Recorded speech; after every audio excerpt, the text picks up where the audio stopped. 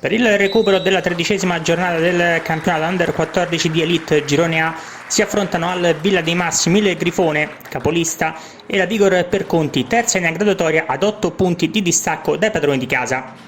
Primo tempo bloccato per quanto riguarda le emozioni, solo 2 i tiri in porta. Al secondo minuto ci prova il Grifone con il tentativo da fuori area da parte di Fracas con la palla che termina alta sopra la traversa.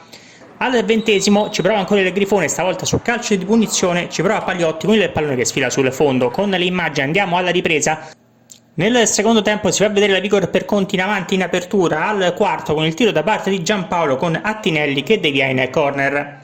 Al 7° azione per il Grifone con il suggerimento in avanti di Pagliotti per Accoroni.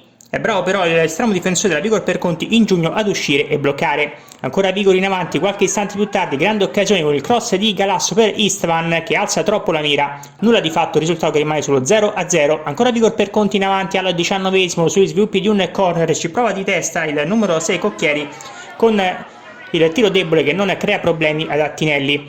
Ottima azione del Grifone qualche istante più tardi con Romanini che serve Barchesi. Numero di alta scuola sulla destra, il cross al centro per il numero 15 Bennoni con la sfera che termina alta sopra la traversa. 1 minuto più tardi ancora Grifone con Romanini il tiro, la palla che sfila sul fondo nel finale.